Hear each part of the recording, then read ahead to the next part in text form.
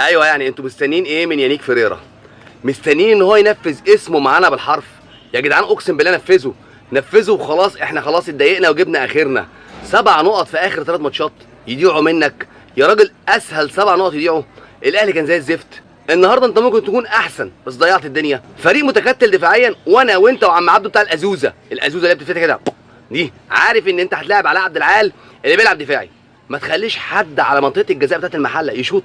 مفيش شوطين 3 يفوروا الدفاع ده كله يعرفوا المحله ان انت لو دفعت انا هشوط من بعيد، ويمكن واحده تلبس فيضطروا يطلعوا بره عشان يقابلوا اللي بيشوط، فالدفاع يتخلخل، فانت تيجي تبص تلاقي الدفاع بيطلع عليك عشان يغطي الشوط، فتلعب الكره على الارض وتكسب. بلاش ده كله. كالعاده انت جبت جول، ايه اللي بيحصل؟ لازم يجي فينا جول التعادل، وكمان المحله كان هيكسب وكان هيجيب الجول الثاني في نهايه الشوط الثاني لولا ان الكره قلشت من على وش رجل الواد. يعني كان ايه؟ نفس الماتش هو وادي دجله والاهلي والمحله والجونه، وفي الاخر انتوا مستنيين نتائج ايه؟ هو ده مدرب؟ ده مدرب كوميدي.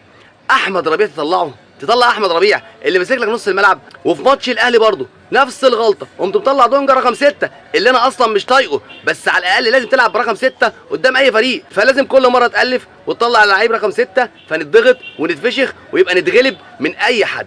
فانتوا منتظرين ايه؟ ورساله اخيره لجمهور نادي الزمالك الجميل اللي في المدرجات.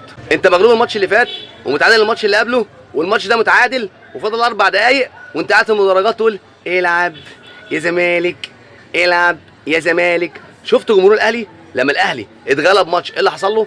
مش بقول لك اشتم اللعيبه، بس عرفهم ان انت قاعد متضايق، لكن قاعد العب يا زمالك العب يا زمالك. ما هو هيعمل ايه يعني؟ انا العب وخلاص، وهو جمهور على الله حكايته، وفي الاخر هيكتب سنظل اوفياء. فالدنيا كلها بايظه.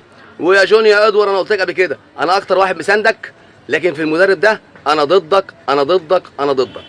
سلام عليكم.